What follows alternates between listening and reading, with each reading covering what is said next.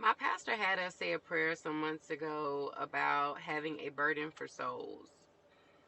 And I don't even think my mind grasped or comprehended what that was going to look like.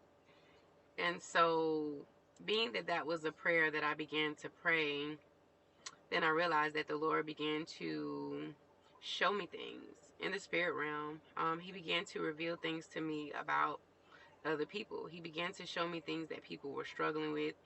He began to allow me to see like how some people are really truly suffering on the inside, how they're battling with so many things, so many traumas, just so many issues. And me being the person that I am, I can't help but have a certain level of compassion and empathy for people. My heart breaks to know that like there are other people that are literally just struggling and suffering on the inside.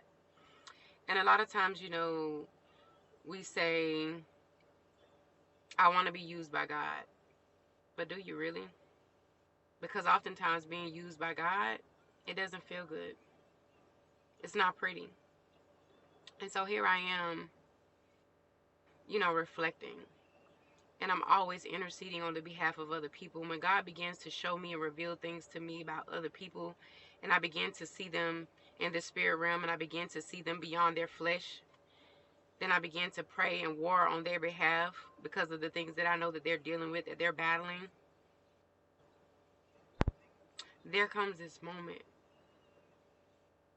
There's a certain level of my humanity that says, well, if you can go through and overcome all the things that you went through as a kid, like just growing up, when I look back over my life, and I'm like, why? Why can't other people do that? And then it hit me. It's like there's a certain level of strength that God has blessed me with, that He has graced me with. And sometimes I am a bit resentful for that because it's kind of like, God, why have I always had to be strong? Why have I always had to be the strong one for everybody else? Looking back over my life, I never, like, who was strong for me? I think back on when I was a little girl, growing up without a mother, without a father, bouncing around from home to home, dealing with mental, physical, sexual abuse. But guess what? I had to be strong. As a little girl, I had to be strong. I had no choice but to be strong. That's all I knew to do, was to keep pushing forward, to keep persevering through life. Fast forward to then 18, I get pregnant with my son. 21, I get pregnant with my daughter. Single mother of two. 21, 3 months after I give birth to my daughter, I lose my aunt, who's pretty much like the only consistent mother figure I really had in my life. I lose her to congestive heart failure. I'm not given an opportunity to grieve the loss of her because I had to become a mother to one of her children. So here I am, a single mother with two small children of my own, trying to figure out how to be a mother to a teenager. So I had to be strong yet again. Didn't have a chance to be a kid, didn't have anyone else that I can go to for strength other than God.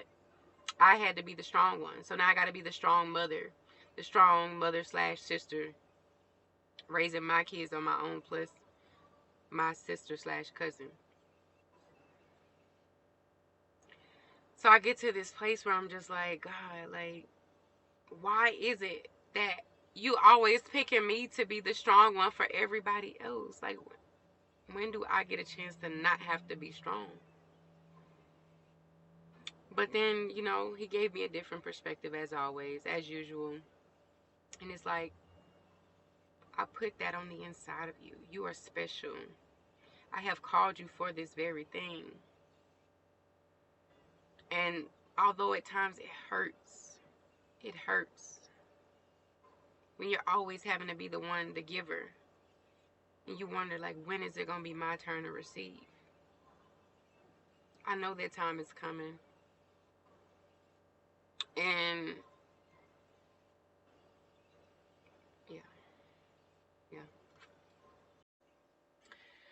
So although I have those brief moments where it's kind of like, what about me, God? Because sometimes it just hurts so bad when God just constantly surrounds you with people that don't have the capacity to pour into you, don't have the capacity to do or be anything for you. And you have needs. You have needs. But it's like, even in those little moments, it's overshadowed because there's such this certain level of selflessness that I can't help but feel in my heart because of this burden that I have for other souls. So it's like, I don't even care about what it is that I need, because the priority for me is the needs of other people.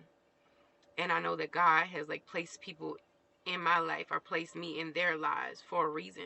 That's the purpose, and that's what he's calling me to do. And so it's like, my little need don't even matter, but there are those moments where I have those moments like, God, what about me? But just as quickly as it comes, it quickly goes, because I'm more concerned with the other people that need what it is that God has placed on the inside of me. So I don't know if there's like anyone that can relate. That's just kind of what I was thinking and feeling on today as I was sitting here reflecting and interceding and doing all the things. But I hope and pray that if this video reached your timeline, that it reached you in great spirits and in great health. My name is Caressa. I love you guys. Until next time.